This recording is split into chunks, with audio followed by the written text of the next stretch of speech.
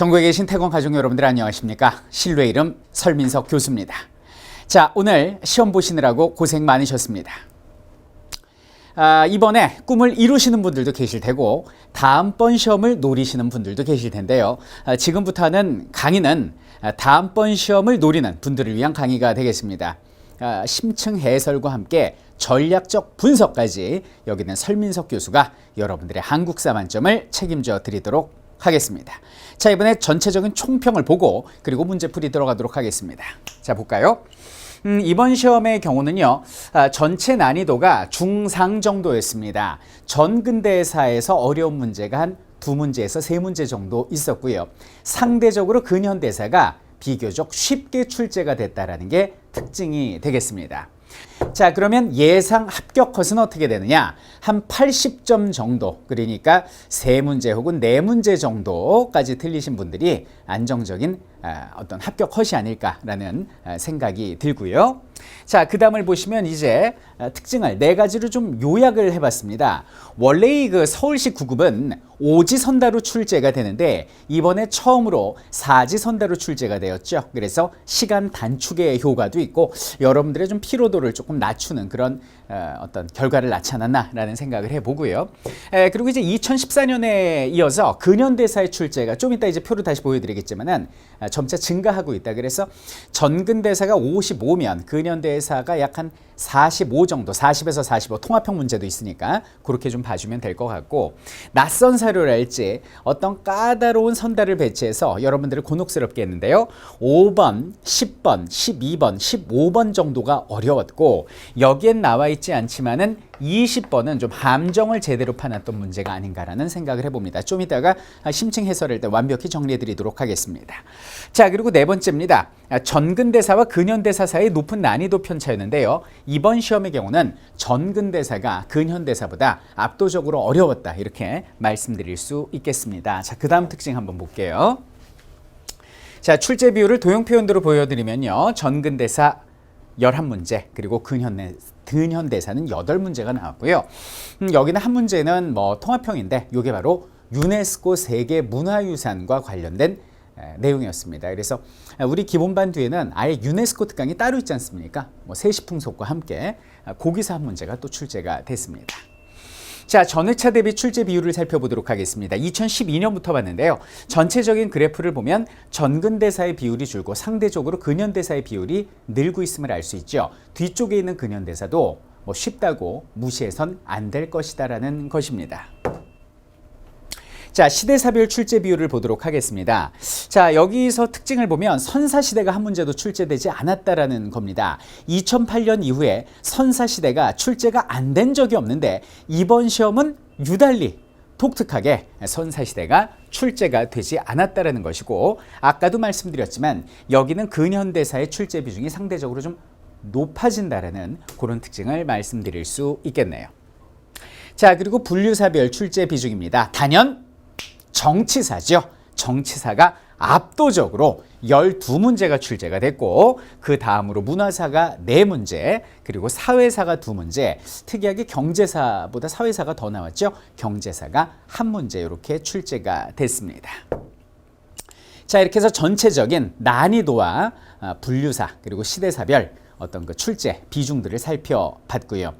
가장 중요한 건 문제를 풀면서 여러분들과 함께 느껴보는 것이겠죠. 1번 문제부터 하나하나 살펴보도록 하겠습니다. 자, 1번 문제입니다. 적중 얘기를 좀 하자면은 제 입으로 적중했다 이거 좀 쑥스러워가지고 제 교재와 강의에서 이 적중한 부분을 여기다 따로 달아놨습니다. 그래서 좀 보시면서 저도 많이 기쁘고요. 저도 놀랬습니다. 함께 좀 놀라자고 이렇게 좀 달아놨는데요. 참고해 주시면 감사하겠습니다. 자, 1번 보면 다음 글의 밑줄 친 왕을 얘기하고 있습니다. 왕이 제위할 때 사실로 옳은 것을 보기 위해서 골라라 이렇게 얘기를 합니다. 자, 그런데 이 왕은 군사 3만을 이끌고, 요게 포인트죠. 백제에 침입을 했다는 거죠. 그래서 백제왕의 도읍, 자, 요게 포인트죠. 한성을 함락시키고 백제왕을 죽였다 이러면 끝나는 거예요. 자, 이 사람의 아버지 광개토 대왕도 백제를 쳤어요. 근데 한성을 함락한다거나 백제왕을 죽이진 않았죠. 아리수를 건너서 백제를 치니까 백제왕이 무릎을 꿇고 노객이 되겠다라고 싹싹 빌죠. 하지만 이 사람은 아예 그냥 한성을 먹어버리고 왕을 죽여버렸거든요. 누굽니까? 그렇죠. 바로 장수왕이 되겠습니다. 장수왕. 자, 추론할 수 있는 부분이죠. 자, 그럼 장수왕이 제위할 때를 물었으니까 5세기 후반 정도가 되겠죠. 자, 5세기 후반 골라보도록 하겠습니다. 백제가 국호를 남부여로 고쳤다라고 나오는데 이거는 6세기의 상황이죠. 바로 백제의 성왕의 이야기가 되는 것이고 고구려가 도읍을 평양으로 옮겼다. 쉽죠? 평양천도. 자, 금관가야가 가야연맹을 주도하였다. 이건 전기가야연맹인데 보통 가야연맹이 2세기 정도에 만들어지고 4세기 말까지가 여기는 이제 금강가야가 가야연맹을 주도하는 시기가 되겠고 5세기 되자마자 광개토 대왕이 그냥 쳐내려와가지고 금강가야를 그냥 초토화시켜버리죠. 그래서 5세기 후반에는 후기 가야연맹의 맹주가 고령의 대가야로 옮겨진다는 거 우리 수업 시간에 공부 많이 했습니다. 자, 신라가 백제와 친선 정책을 추진하였다라고 나오는데 이건 뭐를 말하는 걸까요? 장수왕의 남하 정책에 따른 나제 동맹을 이야기하는 것이겠지요. 그러니까 정답은 니은과 리을, 여기는 3번 이렇게 해주시면 되겠습니다. 자, 1번의 정답 봤고요. 자, 이번엔 2번을 보도록 하겠습니다. 자, 요거는 아예 우리가 그 수업 뒤에 부록으로 따로 만들어 놨습니다. 요거를 만들면서 여기서 한 문제가 나와야 될 텐데라는 마음으로 강의도 하고 수업도 했는데 한 문제가 나와서 좀 뿌듯하네요. 뒤에 있는 부록까지 여러분들 절대 놓치시면 안 될 것 같습니다. 다음 중 유네스코에 등재된 우리나라의 세계 기록유산이 아닌 것은 이렇게 나오는데요. 이순신의 난중일기, 본래 이름은 이제 뭐 임진일기 이렇게도 부르고 본인 일기니까 따로 제목이 없었는데 정조대왕 때 난중일기로 이름이 붙여지게 되죠. 등록돼 있고요. 자, 일성록이 뭡니까? 방금 말씀드린 정조대왕이 이제 세손 시절부터 쓰던 다이어리가 됩니다. 그래서 후세까지 이어지는 왕의 일기 일성록도 등재가 돼 있고, 자, 그리고 선조의 어이였던 광해군 때까지 임진왜란을 걸쳐 살면서 의학의 대중화를 이뤘던 동의보감의 허준, 유명하죠. 동의보감도 등재가 돼 있습니다. 그런데 비변사 등록은, 비병사 기록은 유네스코하고는 상관이 없지요. 그러니까 틀린 것은 4번 이렇게 주시면 되겠습니다. 자, 이번엔 3번으로 떠나보도록 하겠습니다. 자, 이 문제는 쉬운 문제죠. 남북국 시대에 대한 설명 중 옳지 않은 것은 이렇게 얘기를 합니다. 남북국 시대. 자, 한번 볼까요? 발해는 일본과 교류하며, 여기까지는 맞아요. 자, 무역에도 힘썼다. 일본도가 있죠. 맞습니다. 발해의 무왕은 신라와 연합해서 당을 공격하였다라고 나오는데 이것은 글쎄요. 무슨 뭐 만화나 꿈에서나 이루어질 수 있는 얘기죠. 남과 북이 하나가 돼서 중국을 침공했다. 이거 좀 무슨 이현세 뭐 만화 뭐 북벌 뭐 이런 데서나 나올 수 있는 그런 얘기가 되죠. 이거는 우리 역사에 없었던 일입니다. 틀렸고요. 자, 발해는 신라도라는 교통로를 이용해서 신라와 무역하였다. 굉장히 중요한 내용이죠. 요 신라도 맞고요.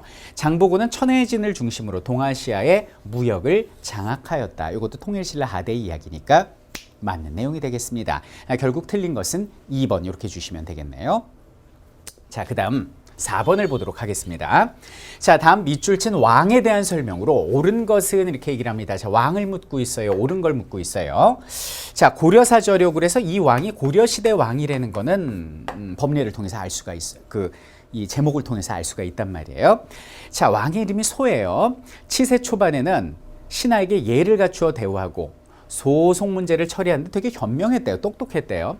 빈민을 구휼하고 유학을 중히 여기며 좋은데요. 자, 요게 포인트입니다. 요게 단서죠. 요게 코드예요. 노비를 조사해서 풀어주었다. 자, 고려시대의 노비를 풀어준 왕 그러면 누가 떠오릅니까? 그렇죠. 바로 광종이 되죠. 빛나거나 미치거나의 광종의 노비 안건법을 이야기하는 겁니다. 자, 밤낮으로 부지런히 해서 거의 태평의 정치를 이루었습니다. 중반 이후로는 신하를 많이 죽이고 불법을 지나치게 좋아하며 절도가 없이 사치스러웠다. 이렇게 이야기를 하고 있죠. 바로 이것은 광종을 이야기하는 것이다. 자, 그럼 이제 광종 옳은 거 골라보도록 하겠습니다. 쌍기의 건의로 과거 제도를 처음으로 실시하였다. 뭐예요? 이거 처음부터 답입니다. 정답 1번이고요. 자, 2번 보면 12목을 설치하고 지방관을 파견했습니다. 누구죠? 모든 제도와 문무를 완성하신 성종임금이시고요. 자, 호족을 견제하기 위해서 최초로 사심관과 기인 제도를 신라 마지막 왕 경수당에게 시범적으로 이렇게 실험하셨던 태조 왕건이십니다. 자, 그리고 승려인 신돈을 등용해서 전민 변정도감을 설치하였다 이렇게 나오는데 이거는 공민왕 이렇게 봐주면 되겠죠. 그러니까 틀린 것은 옳은 것은 1번 이렇게 주시면 되겠습니다. 자, 이렇게 해서 이제 5번 넘어가야 되는데 가기 전에 여러분들 요거 이 4번을 찍은 친구분들이 되게 많을 것 같아요. 왜냐하면 4번이 공민왕인데 이 공민왕도 처음에는 똑똑했는데 이 막판에는 상당히 좀 이렇게 타락을 했고 그리고 또 노비도 많이 풀어줬잖아요. 전민변정도감을 통해서. 그래서 이 공민왕이 아닌가요? 4번 찍은 친구들이 되게 많을 수 있는데요. 이 공민왕이 아닌 것이 이름이 뭐라고 그랬어요? 이름이 소이다. 왕소라는 말 우리 수업 시간에 분명히 이제 배웠던 내용이고 그리고 공민왕이 무슨 신하들을 죽이고 그러지는 않았죠. 죽였다기보단 지나치게 사랑했죠. 뭐 신하들 와서 같이 끌어안고 자제의 무사들하고 그죠. 그러니까 뭐 죽이고 우리 막 수업 시간에 토하고 막 묻고 이런 거 했었잖아요. 그죠? 그러니까 이름과 전반적인 경향을 봤을 때 공민왕이 아니라 광종임을 다시 한번 알 수 있는 것이다. 이렇게 말씀드릴 수 있겠습니다. 자, 그리고 이제 5번입니다. 이 5번의 경우는 상당히 좀 어려웠다. 난이도가 좀 높았다라고 생각하는데 난이도가 높다는 건 영어 수학처럼 이렇게 어려운 게 아니고 안 나오던 게 나오면 어려운 거예요. 그러니까 지금까지 한 번도 공시에 기출에서 출제되지 않은 게 튀어나오면 이게 어려운 거거든요. 대표적인 게 여기는 이제 백률사 석당이고요. 또 하나가 창왕명 석조사리감. 요것이 이제 굉장히 좀 여러분들 좀 난감했을 텐데요. 결론부터 말씀드리면 백률사 석당은 처음 배웠다기보다는 요 명칭으로 출제가 안 됐던 건데 요게 바로 2차돈 순교비가 됩니다. 2차돈 순교비. 그러니까 요거는 신라의 내용이 되겠죠. 신라. 그리고 창왕명조사리감 같은 경우는 창왕명 석조사리감 같은 경우는 요게 부여 능산리에 있는 거거든요. 능산리. 한 번도 출제가 되지 않았기 때문에 상당히 좀 어려움을 느끼지 않았을까라는 생각을 해보네요. 백제문화재 곤란하니까 이건 신라니까 틀렸고요. 정림사지 5층 석탑 백제고요. 그리고 창왕명 석조사리감 백제고요. 법주사 쌍사자석 등이 대표적인 통일신라의 석탑 아닙니까? 그래서 백제 것은 니은과 디귿 이렇게 3번 이렇게 주시면 되겠고 금년에 이제 2015년에 백제 역사 유적지구가 그 유네스코에 어떤 그 문화유산으로 등재가 되지 않습니까? 굉장히 지금 주목을 받고 있습니다. 그래서 조금 좀 백제에 우리가 좀 관심을 좀 가져줘야 되지 않을까. 너무나 이제 뭐 고구려 신라에만 집중했었는데 이 백제 문화유산도 우리가 좀 집중해서 공부를 해야 될 것 같습니다. 정답 3번 주고요. 자, 그리고 6번 보도록 하겠습니다. 다음에 기억에 들어갈 부세제도에 관한 설명으로 옳은 것은 이렇게 나오는데요. 자, 포인트는 이원익이 주장했다라는 데서 이제 냄새를 좀 맡을 수가 있고요. 자, 또 다른 포인트 볼게요. 봄가을로 만약에 이원익이 누구더라? 기억이 안 나면 그 다음 읽어보면 돼요. 봄가을로 잘 보세요. 민전 백성의 토지 1결당 각기 8말, 8말이면 이제 8두란 얘기예요. 8말의 쌀을 걷어서 서울에 있는 창고로 가지고 옵니다. 가지고 와요. 그럼 이게 전세로 바쳐진 건가? 자, 그 다음 볼게요. 하고 때때로 관할 이 사주인이 뭡니까 여러분들? 이 사주인이 공납할 때 그 방납업자이죠. 대납가들. 이 사람들을 사주인이라고 그러지 않습니까? 때때로 각 관하의 사주인에게 그 쌀을 나누어 주어 스스로 상공을 교역하여 바치게 하였다. 이렇게 이야기를 합니다. 이 얘기는 뭐냐면 토지에서 걷어들인 수확물, 쌀을 국가에서 거둔 다음에 그 쌀을 가지고 각 지역에 있는 상인들한테 그걸 주고 필요한 문법을 가져오게 하였다. 요 얘기예요. 그러니까 이게 결국은 뭡니까? 요 사주인들이 나중에 뭐로 변신하겠어요? 공인으로 변신하겠죠? 그렇죠. 요건 바로 대동법 관련 사료가 됩니다. 근데 대동법 관련 사료를 조금 어렵게 낸 거죠. 여러분들 헷갈리도록. 또 하나 어려운 게 뭐냐면 우리 대동법 그럼 뭐 광해군 때 실시돼서 100년 동안 전국적으로 실시됐다 이건 다 알고 일단 땅을 가진 지주의 경우는 1결당 몇 두씩 12두, 12말씩 바치게 한다라는 걸 우리가 대동미로 바치게 한다라고 기억을 했는데 여기 8말이라고 나와 있으니까 좀 뭐지 이렇게 할 수 있는데 이게 무슨 얘기냐면 이 대동법 초기에는요 8말씩 1년에 2번 내게 했습니다. 여기 나오잖아요. 봄, 가을로 이렇게 얘기를 하니까. 그러니까 2번 내면은 2, 8에 16. 처음에는 16두였어요 이게. 16두였는데 이 16두가 너무 과하다 하여 훗날 12두로 정착되게 된 것입니다. 아시겠죠? 이런 걸 좀 조심해야 되겠다라는 거 말씀드리고 싶어요. 다음번 시험을 이제 이번 시험으로 이제 뭐 합격하시는 분들은 이제 답만 맞추고 이제 공무원 준비하시면 되는 거고, 다음번 시험을 준비하시는 분들은 이런 디테일한 부분 하나하나 일일이 다 적어가면서 좀 같이 공부해야 되지 않을까라는 생각을 해봅니다. 자, 그럼 대동법이고요. 자, 옳은 거 골라보도록 하겠습니다. 부과 기준이 호에서 집에서 토지로 바뀌는 결과를 가져왔다. 그렇죠. 원래 호세였던 공납을 이제 공납의 전세와 이렇게 바꿔버리니까 이게 정답이 되겠고요. 양인들이 지던 군포의 부담을 줄여주기 위해 시행되었다라고 나오는데 이건 뭐가 틀려요? 군포가 아니라 양인이 아니라 호주가 지던 공납의 부담을 줄여주기 위해서 시행되었다. 이렇게 말을 해야겠죠. 연분구등법에 의해서 복잡하게 적용되던 전세율을 영원히 1열당 4두로 고정시킨 건 바로 인조 때의 영정법이 되는 거고요. 제가 수업 시간에 얘기했죠. 항상 대동법 나오면 영정법, 균형법 막 갖다 끼워버린다고. 답험 손실의 폐단을 줄이려는 제도로 백성들의 여론조사까지 거쳤다 이렇게 나오는데 이게 세종의 공법이 되겠죠. 공법. 그래서 뭐 연분구등 이런 거 여러분들 들어보셨죠? 그래서 수업 시간에도 말씀드렸지만은 세종대왕님은 이런 공법을 시행하면서 거의 전국에 있는 그 자작농가 지주들을 거의 다 리서치를 하십니다. 우리 민족 최초의 어떤 전국적인 리서치라고 보시면 되겠죠. 그래서 과반수 이상의 찬성을 얻고 나서야 이 공법을 시행을 하셨다. 이렇게 말씀드릴 수 있겠네요. 결국 정답은 뭐가 되겠습니까? 1번 이렇게 주시면 되겠네요. 자, 그리고 7번 문제를 보도록 하겠습니다. 다음에 사건과 관련된 설명으로 옳은 것은 이렇게 이야기하고 있습니다. 자, 연려실 기술이다 이렇게 나옵니다. 연려실이 누구의 호예요? 이긍익의 호죠. 조선시대 후기 실학자가 되는데요. 김효원이, 그러니까 조선시대 얘기인 것 같아요. 조선시대 얘기. 자, 우리가 뭐 쉬운 얘기죠. 김효원이 과거에 장원으로 급제해서 이조전랑 물방에 올랐는데 윤원영의 문객이었다 해서 심의겸이가 반대하고 서인이 되죠. 나중에 그 외에 심춘겸의 동생이 장원급제를 해서 이조전랑이 첨가되는데 외척이라고 해서 이제 김효원이 반대하고 이러다 보니까 얘들이 어떻게 돼요? 파가 갈리게 되지 않습니까? 그래서 여기는 이제 김효원을 따르던 무리들, 이 사람들이 이제 신진사림이라고 부르는데 이 사람들은 김효원의 그 동네 이름을 따서 이제 왜 옛날에죠? 김영삼, 상도동계, 김대중, 동교동계하고 비슷한 거지. 동인이라고 부르는 거고. 그리고 여기는 이제 심의겸을 따르던 무리들은 이제 그 심의겸이 살던 동네 이름을 따가지고 서인이라고 부르는 거죠. 심의겸, 서인이라고 부르고, 요쪽이 나중에 이제 주기가 되는 거고, 요쪽은 주리가 되는 거고. 이거 우리 다 수업 시간에 배운 내용이고요. 여기는 동인이 갈려서 북인과 남인으로, 북인이 모셨던 분은 누구죠? 북인은 조식 선생님이죠. 조식. 남인은 바로바로 나와야 되는데 이황이고요. 자, 그리고 여기는 서인의 경우는 노론, 소론으로, 이건 숙종 때 나뉘게 되지 않습니까? 경신왕국 이후에 요 노론이 모시는 분이 이이고 소론이 모시는 분이 이제 성원 선생님이 되시는 겁니다. 자, 그러면 이 사건과 관련된 설명으로 이제 옳은 거라고 얘기를 하는데, 이제 붕당의 형성이죠. 선조 때 붕당의 형성, 동인과 서인이 나누는 과정을 이야기를 했는데요.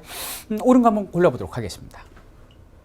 외척들의 반발로 이 사건에 관련된 훈구 세력과 사림 세력이 제거되었다라고 나오는데, 이게 지금 붕당의 시작인데, 붕당의 시작이 뭡니까? 사림의 자체 분열을 붕당이라고 부르는 거지, 여기에 훈구가 가세하면 안 되죠. 그죠? 이거 문장 자체가 이건 관련 없는 내용이고, 심의겸 쪽에는 서인들 정치의 도덕성을 강조한 서경덕, 서경덕은 가능할 수 있어요. 왜냐면 서경덕이 이 주기파의 성구거든요. 원래는 계열은 북인 계열인데 서인들이 모셨거든요. 근데 여기까지는 그런가 보다 하는데, 이황 조식의 문인들은 이거는 이황하고 조식이면 이건 동인들 아니에요. 그죠? 그러니까 이건 말도 안 되는 거죠. 틀렸죠. 자, 3번. 이와 성운의 문인 뭐예요? 노론하고 소론이 되겠네요.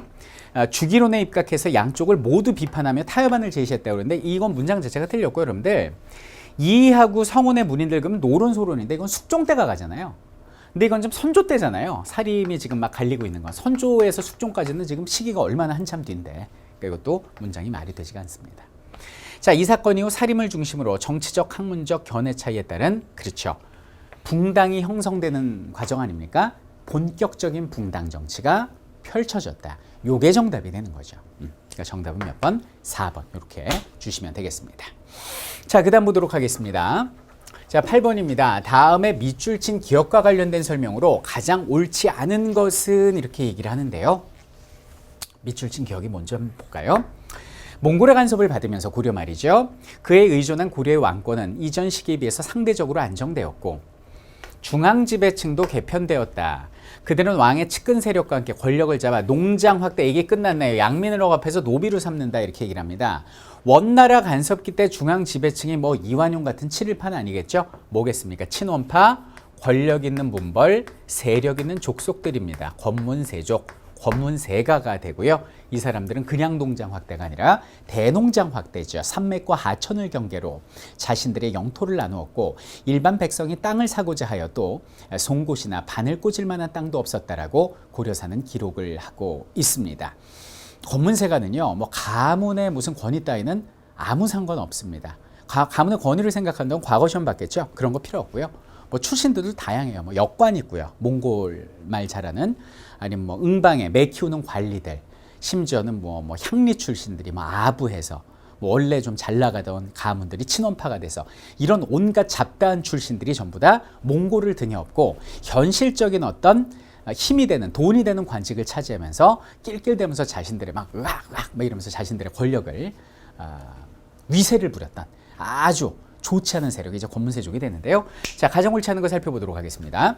자, 권문세족은 가문의 권위가 되겠죠. 권위보다는 그렇죠. 현실적인 관직을 통해서 정치 권력을 행사합니다. 그러니까 과거보다는 음서를 통해서 관직에 많이 진출하게 되죠. 공민왕은 권문세족의 경제력을 약화시키기 위해서 토지와 백성을 개혁하는 임시기구를 설치했습니다. 책임자는 신돈. 기억은 권문세족은 사원 세력의 대표적인 신돈과 연대해서 신진사대부에 대항하게 돼. 뭔 소리가 하고 있어? 이게 뭐 어떻게 바꿔야 돼? 이 신돈하고 어떻게 보면 신진사대부하고 공민왕하고 한물이라고 보면 되겠죠. 그래서 여기는 권문세족을 이제 때려잡으려는 생각은 요 세 무리가 하나였던 거 아닙니까? 그죠? 이것도 틀렸고요. 자, 그다음에 4번입니다. 기억에는 권문세족에는 종래의 문벌귀족 가문, 아까 말씀드렸죠. 잘 나가던 가문, 무신정권기에 등장한 가문, 원과의 관계에서 성장한 가문, 원과의 관계에서 성장한 가문, 얘들이 이제 뭐 응방관리, 뭐 역관, 뭐 이런 사람들이죠. 포함되었다. 그러니까 출신 성분이 매우 다양하였다. 이렇게 봐주면 되겠습니다. 그러니까 정답은 몇 번? 3번 이렇게 주시면 되겠네요. 자, 그리고 9번 문제를 볼게요. 다음 제도의 시행에 대한 설명으로 옳은 것은 이렇게 얘기를 하고 있는데요. 자, 옳은 거 어떤 제도일까요? 이거는 그냥 나온다고 막 별표에 막 별짓을 다 했죠. 근데 나왔어요. 근데 쉬운 문제죠. 육조에서 올라오는 모든 일을 왕한테 직접 구하지 말고 영의정, 좌의정, 우의정이 재상들이 중심이 되는 의정부에서 논의해서 합의된 사항을 그러니까 추합적 정리해서 이렇게 요점 정리해서 나한테 올려라. 대신 뭐 사람을 죽이거나 인사나 군사 문제만 직접 올려라 얘기를 하고 있죠. 요걸 처음으로 만드신 분이 누구예요? 세종대왕님이시고 이걸 뭐라고 불러요? 의정부 서사제 이렇게 부르지 않습니까? 서사제. 자, 그럼 의정부 서사제에 대한 설명으로 옳은 거, 왕권과 신권의 조화가 되는데요. 자, 옳은 거 한번 골라보도록 하겠습니다. 자, 이 제도의 시행으로 국왕이 재상을 직접 통솔할 수 있게 되어서 왕권 강화에 기여하였다. 이건 무슨 직계제가 되는 거예요? 그렇죠. 육조 직계제입니다. 태종 이방원이 처음 만들고 그의 손자였던 세조가 부활시켰던, 무력으로 집권한 태종과 세조는 이 제도를 이용해서 초기의 불안한 왕권을 안정시켰다. 육조 직계제고요. 자, 3번입니다. 민본 정치를 추구한 정도전은 이 제도를 폐지하고 육조의 업무를 국왕에게 직접 보고하게 하였다. 이렇게 나오는데, 여러분들 정도전이 언제적 사람이에요? 이성계하고 함께 조선 건국하고 세종대왕 아버지인 태종이 제1차 왕자의 난을 벌여가지고 그냥 보내버린 사람 아닙니까? 그죠? 그래서 세종이 의정부 서사제를 시행하기 이전에 이미 죽은 사람이기 때문에 뭐 이 제도에 대해서 왈가왈부할 수 있는 상황이 아니죠. 그죠? 그러니까 틀렸고. 뭐 말하기도 전에 답이 나와요. 세종은 안정된 왕권과 경제력을 바탕으로 이 제도를 시행해서, 이게 포인트죠. 왕권과 신권의 조화를 추구하였다. 그러니까 그만큼 자신이 있으니까 왕권 강화, 모든 게 체계가 잡혀 있고 또 황희맹사성 같은 이런 명제상들이 있으니까 마음 놓고 맡기고 그 다음에 이제 홀로이 자식들 데려다가 몰래 시크릿하게 한글을 창제하지 않았나라고 추정한다고 우리가 수업 시간에 말씀드렸었죠. 결국 맞는 것은 4번이 되겠습니다. 자, 10번 문제를 보도록 하겠습니다. 밑줄 친 기업과 직접 관련된 천주교 박해에 대한 설명으로 옳은 것은 이렇게 이야기합니다. 자, 여기서 포인트는 뭐냐면, 자, 여기는 황사영도 이곳에서 처형되었다. 이게 포인트가 되는 거예요. 자, 여러분들 우리 천주교 박해 그러면 자, 신신기병 이렇게 우리가 크게 공부했었는데요. 자, 신의 박해라는 게 있었죠. 요거는 정조 때예요. 정조 때. 이때는 누가 나와야 되냐면 윤지충이가 나와야 돼. 윤지충이가 신주단지를 불사르고 어떤 부모를 그 천주교식으로 제사 지는 게 문제가 돼서 벌어진 건데, 윤지충을 죽이는 정도 선에서 끝났어요. 그러니까 이거는 선빵망이 처벌이라고 얘기를 하는 거죠. 왜냐하면 정조가 천주쟁이 남이들을 되게 좀 아꼈기 때문이죠. 자, 근데 이제 신유박해는 상황이 다릅니다. 요 경우는 이제 그 정조의 아들 순조 때가 되는데, 이 남인 세력들을 몰아내기 위해서 벌인 박해가 여기는 신유박해 아닙니까? 그래서 이때는 뭐 정약용하고 정약종 등 그 정시형제가 쫓겨나거나 목숨을 잃게 되는 이게 신유박해가 되고, 이때 위기에 몰린 황사영이라는 사람이 토굴에 숨어요. 그래갖고 이제 백서라고 일종의 편지를 쓰는데, 요걸 갖다가 이제 중국에다가 보낸 편지예요. 근데 중국 천주교 교도한테 보낸 거죠. 뭐라고 써 있습니까? 지금 우리가 탄압을 받고 있으니 중국의 교구, 우리 교우들과 그리고 서양 세력들이 힘을 합쳐서 우리 조선에 와서 좀 혼을 내주십시오. 정부를 본때를 보여주시고 뭐 역적도 아니고 이런 걸 이 편지를 쓰다가 또 걸렸어. 이게 바로 황사영 백사 사건이 되는 것입니다. 그러니까 여기 나오는 것은 뭐예요? 신유박해가 되는 것이고, 그 다음에 나오는 것이 이제 기해박해가 되는데, 요거는 헌종 때가 되는 거죠. 요거는 안동김 씨 중에 이 천주교를 믿는 사람들이 많았는데, 이 풍양조 씨들이 그걸 빌미 삼아서 안동김 씨를 탄압한 사건이 기해박해가 되는데, 요 기해박해 때 우리나라 그 천주교도들이 그전에는 이제 북경교구에 그 소속이 돼 있었는데, 교세가 드러내니까 독자적인 교구를 만들자라는 그런 움직임이 보여집니다. 그러니까 정부에서 가뜩이나 예민한데 더 탄압을 해요. 자, 그래서 전국적으로 탄압을 하다 보니까 여기는 안동김 씨만 당한 게 아니라 여기는 정약종의 아들이었던, 그러니까 정약용 조카죠. 정하상이 끌려옵니다. 정하상이. 요것도 이번에 보기에 나왔었죠. 요것이 기해박해가 되는 거고, 그리고 이제 병인박해는 고종 때 대원군이 이제 8,000명을 탄압한 사건이 이제 병인양요의 어떤 배경이 되죠. 요것이 병인박해가 되겠습니다. 자, 그러면은 여기는 신유박해를 골라보도록 하겠습니다. 자, 옳은 거 보도록 할게요. 모친상을 당해서 신주를 불태운 것이 알려지면서 박해가 일어났다. 이건 윤지충의 어떤 그 액션으로 벌어진 신의 박해가 되는 거고요. 함께 붙잡혀 박해를 받은 정하상은 이 사람이 이제 바로 정약종의 아들이죠. 상제 성서를 통해서 포교의 정당함을 주장하였다. 왜 우리 천주교를 탄압하십니까? 라고 주장을 했었죠. 요것이 바로 이제 기해박해가 되겠습니다. 근데 여기는 2번이 조금 생소하고 이게 잘 나오지 않던 선다기 때문에 어렵다 하더라도, 여기 보면은 어디 갔어? 순조 즉위 후 정권을 장악한 노론벽파가 반대파를 정계에서 제거하려고 박해를 벌인 것이 바로 여기 있는 신유박해다라는 걸 우리가 알 수 있지 않습니까? 그래서 정답은 쉽게 3번으로 고를 수 있고요. 요건 병인박해죠. 대원군 집권기에 발생한 대규모 박해로 프랑스 선교사를 비롯한 수천 명의 희생자를 내었다. 그렇죠. 그러니까 정답은 몇 번? 3번 이렇게 주시면 되겠습니다. 자, 11번 보도록 하겠습니다. 다음 자료가 기록된 역사서에 대한 설명으로 옳은 것은 이렇게 얘기를 하는데, 요 사료 보고 요게 삼국유사라는 걸 알기는 쉽죠. 곰과 호랑이 나오니까. 우리나라 최초로 단군을 이야기한 책이 바로 충렬왕 때 쓰여진 고려 말이죠. 삼국유사가 되겠습니다. 볼까요? 왕력, 기, 흥법, 탑상에 의해서 9편으로 나뉘어져 쓰여졌다. 요것이 바로 9개 구분으로 나눠서 쓰여졌다. 이것이 이제 삼국유사가 되고, 여기는 이제 왕력, 기 요런 것은 이제 연대기가 됩니다. 요건 연대기가 되겠고, 이 뒤로는 이제 어떤 그 불교적 어떤 그 사관에 의해서 쓰여진 내용이 되는데요. 대표적으로 뭐 여기는 탑상이라는 건 뭐 탑과 불상 이야기, 의해라는 것은 어떤 부처님의 말씀을 지켜가는 어떤 승려들의 이야기 뭐 이런 것들을 담은 거니까, 왕력기는 역사를 이제 담은 거. 그 뒤에 거는 어떤 불교 이야기, 이런 것들로 구성된 것이 삼국유사구나. 이렇게 우리가 이해하시면 될 것 같아요. 자, 2번은 쉽죠. 삼국 뭐죠? 그렇죠. 삼국사기가 되겠고요. 현존하는 우리나라의 가장 오래된 역사서도 삼국사기고요. 삼국에서 고려까지 고승들의 전기를 정리해서 편찬한 책이다. 이거 혹시 아십니까? 이게 바로 각훈의 해동고승전이 됩니다. 해동고승전. 네, 이거 뭐 어렵지 않은 문제가 됩니다.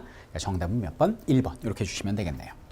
자, 그리고 12번을 보도록 하겠습니다. 조선 후기 실학자의 저술에 대한 설명 중 옳은 것은 이렇게 나오는데 요거 조금 여러분들이 함정에 빠지지 않았을까라는 생각을 해봐요. 여기 보면 이제 옳은 거 이렇게 나오는데 유형원은 백과사전적 성격을 지닌 반개수록을 저술하였다 이렇게 나오는데 이 반개수록을 유형원이 쓴 건 맞거든요. 유형원이 쓴 건 맞는데 이건 백과사전이 아니고요. 아니고 이거는 뭐라 그래야 되나 정치적, 현실적 개혁을 담은 책이 바로 여기는 유형원의 반개수록이 되겠습니다. 그래서 유형원의 균전론이랄지 이런 현실개혁적 얘기들이 바로 이 안에 담겨져 있지요. 그럼 조선시대 후기 쪽에 여러분들 그 백과사전 우리 뭐 배웠어요? 뭐 지복유설이랄지 이게 뭐 성호사설이랄지 오주연 문장 전상고 이규경의 이덕무의 청장관전서 그리고 국가에서 편찬한 관찬 백과사전으로서 영조 때 쓰여진 동국문헌비고 이런 것들 따로 우리가 코너를 만들어서 공부했지 않습니까? 이거 좀 헷갈리시면 안 되겠고요. 근데 사실 좀 이걸 찍었다가도 다시 요 끝까지 우린 선달 읽고 가지 않습니까? 바로 넘어가면 큰일 나니까 요거 읽어보면 이거다 그러고 다시 이게 지웠을 수도 있어요. 이익은 과구록을 저술해서 이게 근심할 우 아닙니까? 곽은 이제 콩껍질을 얘기하는데 그다음에 해석을 하면 근심거리를 기록했다 이런 뜻인데요. 이것도 이제 뭐 어떤 현실 개혁의 내용이죠. 현실적인 근심거리를 좀 기록해서 현실 문제를 개혁하자 이런 내용으로 해석하시면 되겠네요. 저술에서 국가제도 전반에 의견을 제시하였다. 그렇죠. 이게 바로 정답이 되겠습니다. 자, 박지원은 청해 갔던 기행문인 연기가 아니고요. 열하일기죠. 중국의 열하 지방을 여행한 이야기. 중국 황제 생일 초대받아가지고 갔다가 그 내용 적은 책이죠. 안정복은 각종 서적을 참고해서 요게 포인트입니다. 이것도 참 한정 많이 파놨어요. 각종 서적을 참고해서 조선시대 역사를 기술한 동사 강목을 편찬하였다라고 나오는데 이 안정복의 동사 강목은요. 요거는 이제 그 고조선 있죠. 여기는 고조선의 이야기를 담습니다. 그래서 처음에 단군조선, 기자조선을 지나서 위만조선은 우리의 나라가 아니고 이러면서 이것이 이제 뭐 신라로 내려오고 이것이 고려를 거쳐서 우리 조선으로 내려옵니다. 뭐 요런 내용을 담은 거예요. 자, 요런 책이 되겠고 그럼 뭐 요건 뭐냐? 뭐 특별히 뭐 말할 게 없어요. 뭐 그냥 만들어낸 문장이다. 이렇게 보시면 되겠습니다. 그래서 옳은 것은 뭐다? 2번 이렇게 봐주시면 되겠네요. 자, 그리고 13번을 보도록 하겠습니다. 다음 보기의 사건들을 발생 순서대로 옳게 나열한 것은 이렇게 이야기를 하고 있습니다.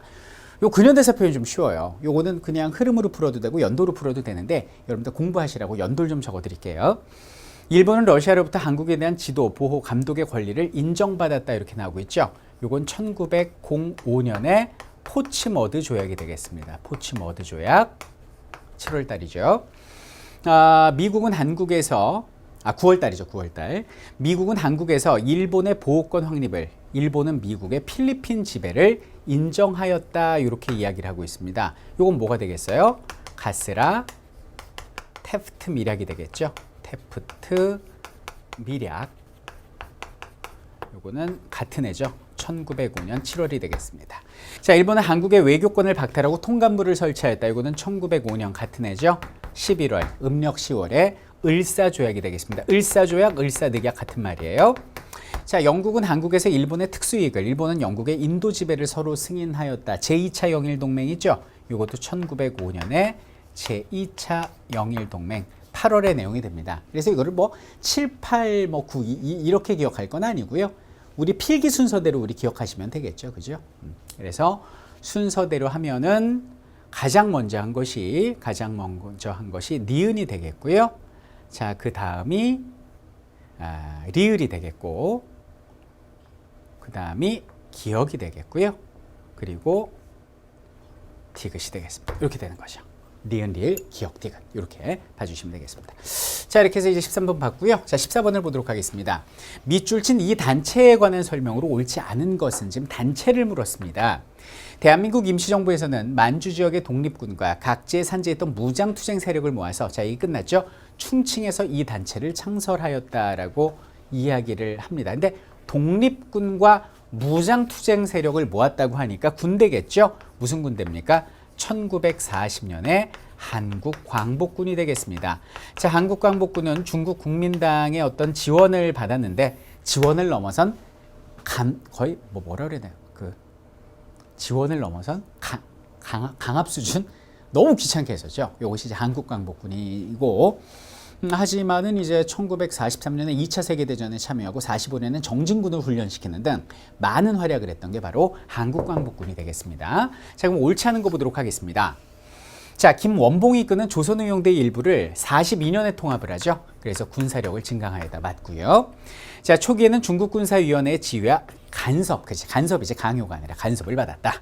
중국의 화북전선에서 일본군에 대항해서 팔루군과 연합작전을 전개한 것은 조선의용대 중에서도 화북지대가 되겠습니다. 화북지대. 그러니까 조선의용대 화북지대가 본래 팔루군과 연합해서 이제 활약을 하고 있었어요. 그때 이제 김원봉의 조선의용대의 일부가 임시정부로 흡수되고 나머지는 예난으로 가서 화북지대와 연합을 한 거죠. 그러니까 틀린 것은 3번이 되겠고, 자, 중국 주둔 미국 전략정보국 OSS와 합작해서 국내 진공작전을 계획했으나 실현되지 못하였다. 이것이 이제 45년 충칭에서의 상황이 되겠습니다. 정답은 3번 이렇게 주시면 되겠네요. 자, 그리고 15번을 보도록 하겠습니다. 다음 기억의 인물에 대한 설명으로 옳은 것은 이렇게 나옵니다. 근현대사 파트가 좀 쉬워요. 근데 이 문제는 조금 어렵죠. 왜냐하면 이 사료로 나온 적이 없었거든요. 한번 볼게요. 자, 기억은 이 인물은 조선시대의 민중을 위해서 노력한 정치가들과 혁명가들을 드러내고 세종과 저희 포인트입니다. 실학자들의 민족지향, 민중지향, 실용지향을 높이 평가하는 사론을 발표했다. 실학자들을 높이 평가했다 이렇게 얘기를 하지 않습니까? 그죠? 그럼 이 사람은 그리고 대미관계 50년사라는 저서를 내기도 했다 이렇게 나오는데 대미관계 50년사를 모른다 하더라도 여기는 실학자들을 높이 평가했다. 그럼 이거 우리 뭐라고 그러죠? 정약용 서거 99주년을 마련해서 시행했던 조선학 운동이 되는 거죠. 그죠? 자, 그럼 조선학 운동에 참여했던 사람 중에 하나일 텐데 어떻게 기억하라고 그랬어요? 조선학 운동이 자리 잡으려면 조선학문이 안정이 돼야겠죠. 그래서 문일평, 안재홍, 정인보 요 세 사람 중에 하나구나. 이렇게 풀어도 돼요. 이 사람이 누구냐면 바로 문일평 선생님이시거든요. 그러니까 여기는 대미관계 50년사를 문일평이 썼다. 이렇게 기억하고 문제를 풀어도 좋지만은 이게 나온 적이 없거든요. 그러니까 이게 뭐지? 라고 했을 때 실학자를 높여 조선학 운동 요 사람들 중에 하나군. 이렇게 풀어도 충분히 답을 낼 수 있는 문제예요. 이 공시의 경우는 범위가 없어요. 뭐 수능이라는 거는 뭐 8종 교과의 공통 부분만 답으로 낸다든지 이런 범위가 있는데 공시는 범위가 지금부터 70만 년 전이거든요. 그러니까 마음 먹고 죽이고자 작정하면 어떤 문제가 나올지도 모릅니다. 하지만 죽이고자 나온 문제도 하늘이 무너져도 솟아날 구멍이 있다고 몇 번이고 꼼꼼히 읽어보면 분명히 거기에 단서가 있거든요. 문제 답 달 수 있고 만점 맞을 수 있거든요. 그렇게 우리가 좀 풀어가시면 될 것 같아요. 자, 볼까요? 요게 답이죠. 답은 바로 고를 수 있죠. 그죠? 정답 1번이고. 그리고 이제 다음 시험을 준비하시는 분들은 이제 기출이 되었으니 요 전하면 대미관계 50년사는 여기는 문일평이 서술했다는 거. 요 사료 자체를 좀 눈에 익혀두시라.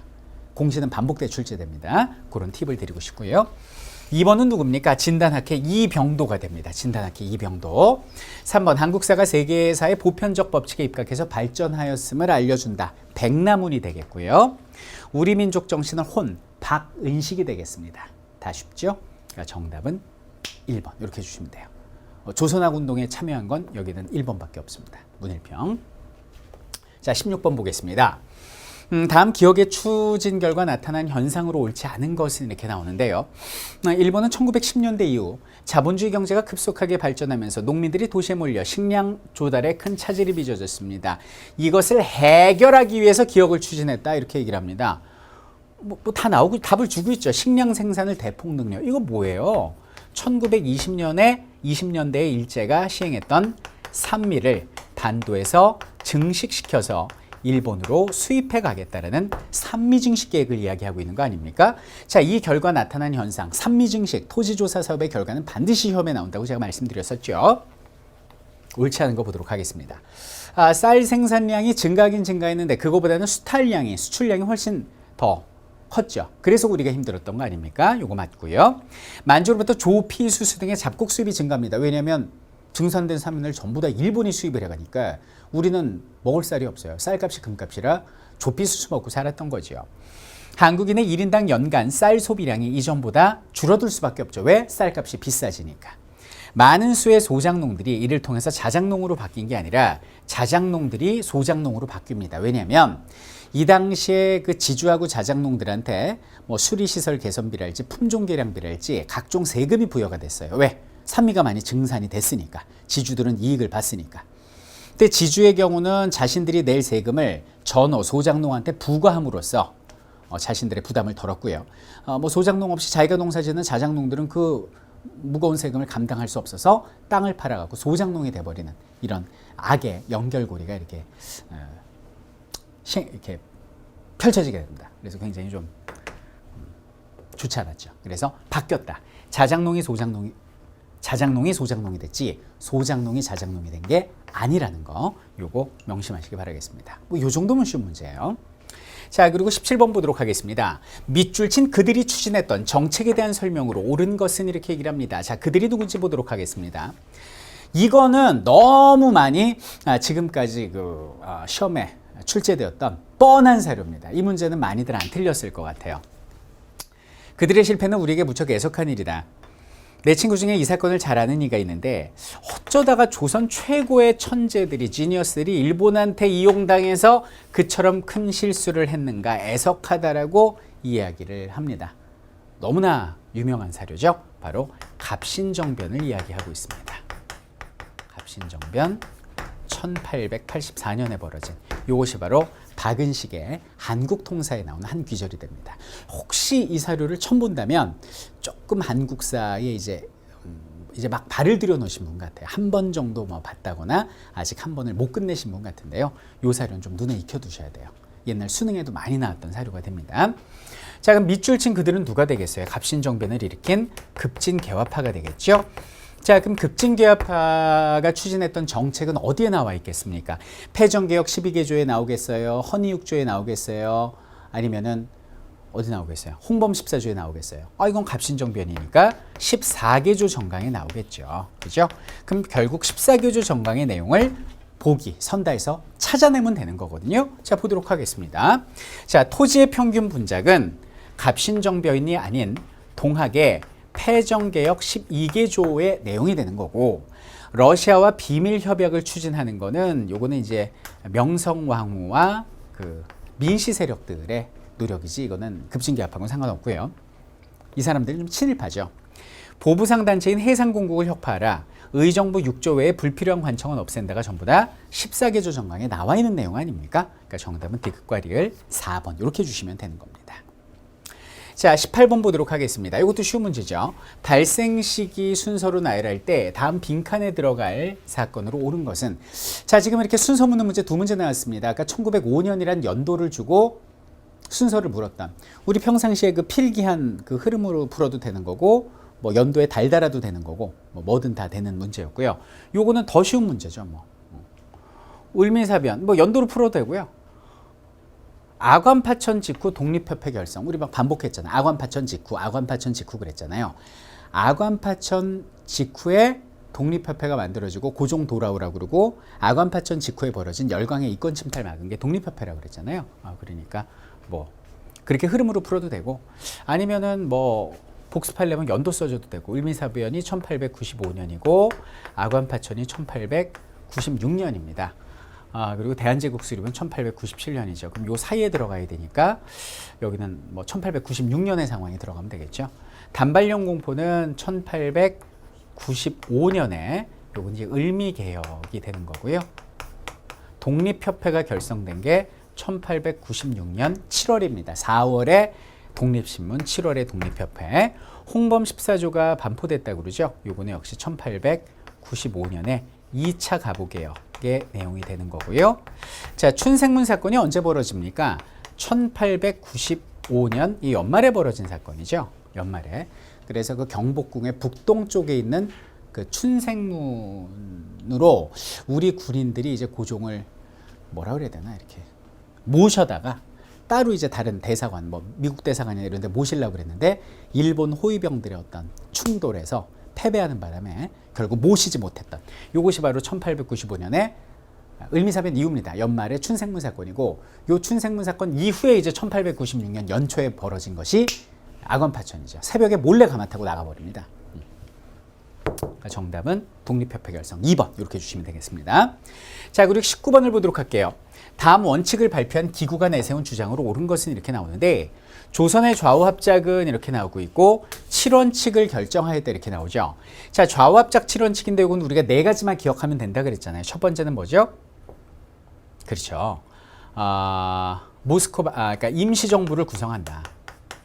임시정부를 수립하고 임시정부 수립을 위해서 미소 공동위원회를 속히 개최하라. 속게 하라란 말이 나오면 요거는 좌우합작위원회라고 그랬어요. 자, 그리고 세 번째로 배고파 죽겠으니까 토지제도 개혁하고 그리고 친일파를 처단하자.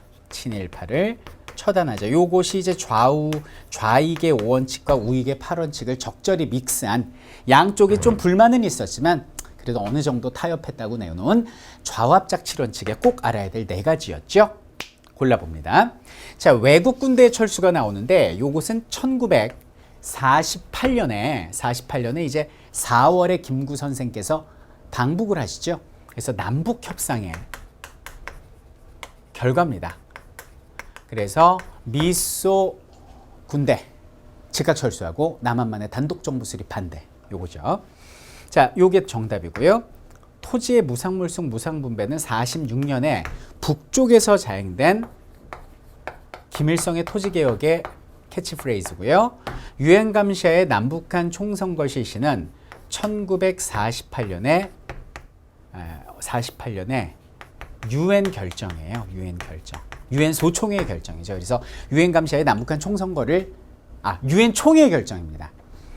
유엔 감시에 남북한 총선거 실시해라라고 얘기를 했고 그래서 유엔 위원단이 남한의 이승만도 만나고 김일성을 만나려 했는데 이걸 이제 소련하고 김일성이 막았죠. 왜냐면 당장 선거하면 인구가 적은 자기들이 불리하니까. 그래서 안 되겠다 싶어서 유엔 소총회 재건의를 했고 그래서 내려온 게 뭐예요? 실시 가능한 지역에서만 총선을 실시하라. 그래서 남한만의 50총선이 이루어지게 되지 않습니까? 그러니까 요거는 48년 유엔 결정 이렇게 정리하시면 되겠습니다. 자, 마지막 20번을 보도록 하겠습니다. 다음 자료에 해당하는 선거에 대한 설명으로 가장 옳지 않은 거 이렇게 나오는데 내용은 너무 쉬워요. 이거 뭐 보면은 1960년 딱 나오고요. 사할선 투표 나오고 자유당 후보한테 뭐 이렇게 표 몰아주기 나오고 완장부대 나오고요. 야당 참관인 축출 나오고 너무 쉽죠. 이거 1960년 3.15 부정선거인데 사료는 쉬워요. 사료는 쉬운데 선달을 까다롭게 출제한 함정을 파놓은 대표적인 문제가 되니까 다시 한번 말씀드리지만 공시 문제는 어떻게든 선달을 꼼꼼히 읽어야 돼요. 선달을. 자, 보겠습니다. 가장 옳지 않은 거. 4.19 혁명 발발에 중요한 계기가 되었다. 3.15 부정선거 맞고요. 장면 정부는 이 선거 결과를 무효로 하고 재선거를 실시했다. 언뜻 보면 맞는 것 같은데요. 잘 보세요. 이 선거 결과를 무효로 하고 3차 개헌을 실시해서 의원 내각제, 내각 책임제로 바꾼 건 장면 정부가 아니라 허정 과도 정부 아닙니까? 허정 과도 정부. 이렇게 되는 거지. 장면 때 무슨 선거가 있어? 선거가 어디 있어? 그죠? 틀렸고요. 자, 이승만의 대통령 당선 가능성이 높은 상황에서 실시되었다. 이 얘기는 뭐냐면 3대 정부 통령 선거에서는 이제 신익희 선생이 급사를 하고 4대 정부 통령 선거가 3.15 부정선거 때 이때 조병옥 박사께서 또 급사를 하시지 않습니까? 그러니까 사실상 이승만은 자동 당선이나 마찬가지다라고 우리가 수업 시간에 배웠잖아요. 그러니까 이건 맞고, 정부는 이 선거를 규탄하는 시위의 배후는 무조건 6.25 이후는요, 이승만의 반대하면 다 빨갱이다, 이렇게 보시면 돼요. 다 빨갱이로 몰았다. 그래서 그 6.25 끝날 때도 이야기하지만 끊임없는 독재의 수단으로 이용된 것이 6.25 전쟁의 결과였다라고 말씀드렸었죠. 이것도 맞습니다. 그러니까 틀린 건 뭐예요? 여기는 2번 이렇게 해주시면 되겠습니다. 자, 이렇게 해서 1번부터 20번까지 살펴봤는데요. 중요한 건 여기는 공시에 범위가 없다 보니까, 학생들이 불안하다 보니까, 또 교수님들도 좀 불안해하시다 보니까 이것저것 하나라도 더 가르치려고 무슨 뭐 개설서랄지 뭐 논문이랄지 방대한 자료를 자꾸 가져오다 보니까 이게 본질에서 벗어나. 그러니까 본질은 여기에 있는데, 본질은 뭐 여기에 있는데, 여기 20문제에 있는데, 뭐 이게 뭐 말도 안 되게 이렇게 막 눈덩이처럼 불어나서 학습량은 많은데 정작 시험 문제를 풀면 뭐 공부한 데서는 안 나오고 뭐 어리버리면 점수는 안 나오고 이런 현상들이 많더라고요. 그래서 저의 경우는 좀 과학적으로 분석하자, 좀 체계적으로 가자. 그래서 역대 기출을 최대한 좀 분석을 합니다. 그리고 우리 7차 국정교과서 뭐 이런 것들을 바탕으로, 국사 교과서 있지 않습니까? 이런 걸 바탕으로 이제 좀 강의를 하다 보니까 기출엔 장사 없다고 그러죠. 뭐 적중도 높고 지금 뭐 거의 뭐 100% 적중인데요. 뭐 적중에 장사 없다고. 학습 부담, 학습 시간도 좀 줄여드리고, 그리고 시험에 최적화된 그런 좀 가장 좀 공시적인 강의를 하고 있다고 자부를 합니다. 그래서 저도 많이 부족하죠. 더 노력해야 되고 더 겸손해야 되는데요. 저도 제자리에서 최선을 다해서 항상 낮은 자세로 열심히 연구할 테니까 여러분들은 또 여러분들 자리에서 열심히 꼼꼼히 성실히 공부해 주시면요, 우리가 손을 맞잡으면요, 반드시 여러분들 공시 합격의 꿈 이루어질 것이라고 믿어 의심치 않습니다. 예, 뭐 힘내시고요. 아무 걱정하지 마십시오. 우리가 반드시 승리할 것이기 때문입니다.